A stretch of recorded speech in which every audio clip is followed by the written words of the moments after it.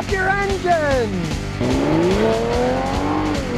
Here's a 2020 Mazda Miata Grand Touring. Now the Mazda Miata is the only two-seat sports car in the history of mankind that's sold more than 1 million units. It says it right there. And how do they do it? Well, 3 ways. They're fun to drive, and they last. They don't break down. Now, the first Miata was 1989. Back then, sports cars were notorious for breaking down, having problems. Mazda fixed that.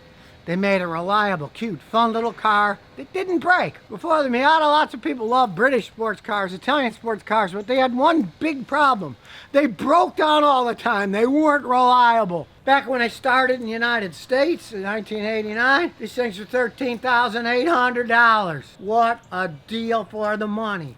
Now, what you see is what you get. A beautiful looking little sports car. Not a race car by any stretch of the imagination. The original had 116 horsepower. This one, it has 181. Nothing outrageous, but hey, it can run a long time because there's no turbocharger. It's a very reliable engine, and a long time ago, they want the timing change. You don't have to worry about changing a rubber timing belt. Those days are long gone. Rather than going for insane speed like, say, a Honda S2000, which, by the way, they don't make anymore, this went for insane reliability. I've got customers with Miatas have over 300,000 miles on the engines. It can run a long time, especially if they're like this one with the 6-speed standard transmission. I never was a fan of the automatics, but truth be told, the newer ones, the automatic transmissions are much better than they used to be. They've redesigned stuff, and they're not bad, but they're nowhere near as much fun as this thing.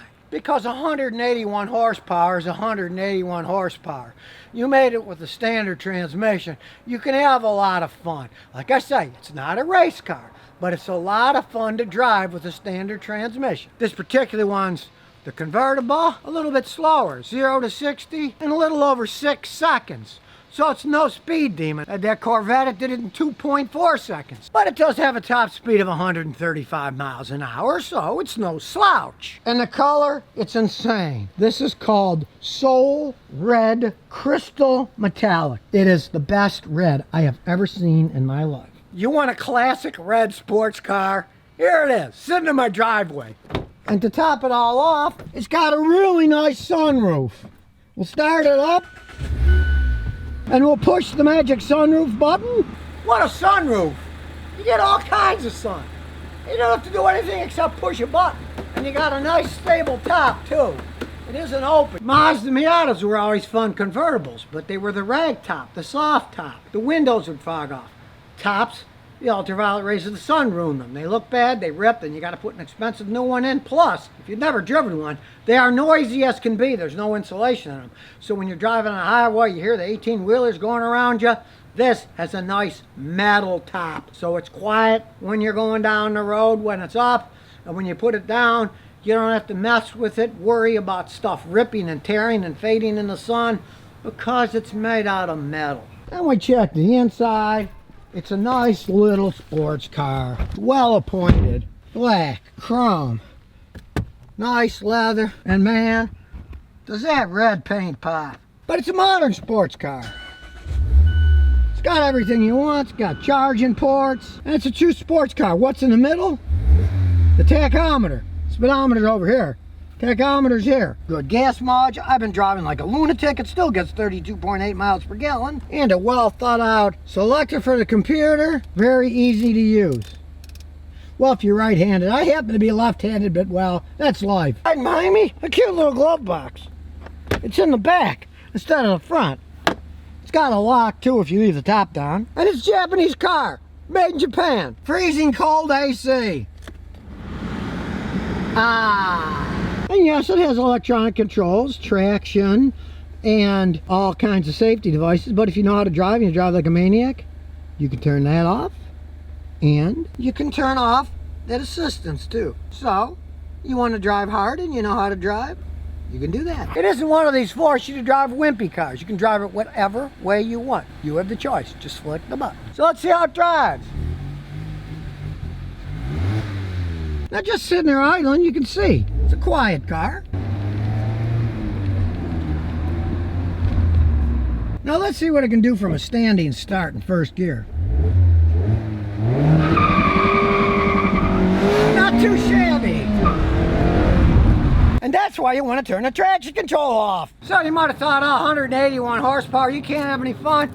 You can have loads of fun in this thing if you know how to drive. After all, it's a classic rear-wheel drive sports car. Stubby, short, engine and transmission towards the middle. And they even thought about acoustics. With all this special stuff, with the top down, it is not that noisy on the highway. As you can see here, the engine's been moved back reasonably far to make the center of gravity better. And yes, it is the latest Skyactiv version of reliable Mazda 4-cylinder Miata engines. These things can last a really long time if you just change the oil regularly. Unlike many expensive sports cars, these things are easy and cheap to maintain. When you combine the style with the color, with the fun factor, if you're looking for a 2-seat sports car, I would say look no further. And look, miracles of miracles.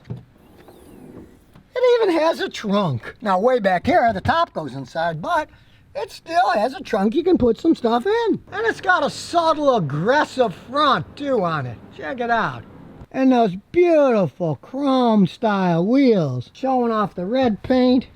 Man, it is a beautiful looking car. Yet as far as a sports car can be practical, it's practical, and as I said, it's made in Japan. Now it's rare that old Scotty gets blown away by a little car. Maybe it's because the first car I had was a red sports car. Maybe I'm trying to revert to my past. All I know is they didn't build anything like this in the 1960s. A lot of people said, oh, everything was better in the past. In this case, no, the present, much better little red sports car. And here's some bonus questions and answers. Well, if you're into speed and crossover SUVs, Mazda just announced that their 2021 Mazda CX-30 is going to have a turbocharged power. Same what they use in the Mazda 3 Turbo. So they'll be going from 186 horsepower that they presently have to 250 horsepower. That is a lot more power.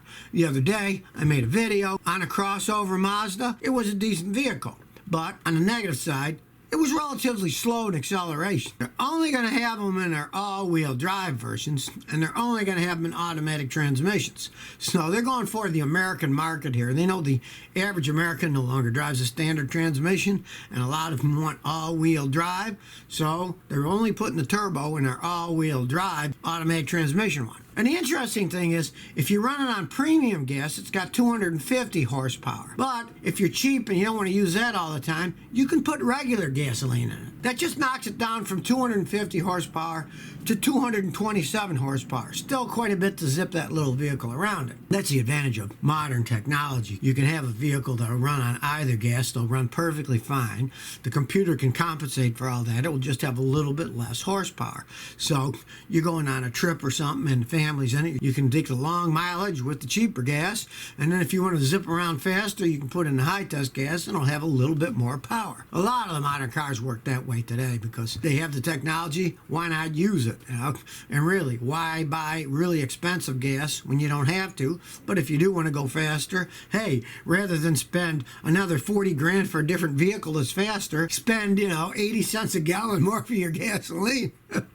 That's something that just breaks me up because I've known for years the actual cost of making the high-test gas isn't that much different than the regular gas. It's just cracked a little bit higher in the tower when they distill the gasoline. But they were actually sued for charging too much for the premium gas, and their comeback at the oil companies was, well, that's to recoup our advertising costs. Because if you notice, watch the ads on TV, the only thing they ever advertise is their premium gas, because then they can say, well, that's our advertising costs, that's where we charge so much more extra for it, because it really doesn't cost that much more money to make. It's just a marketing ploy by them. So if you never want to miss another one of my new car repair videos, remember to ring that bell.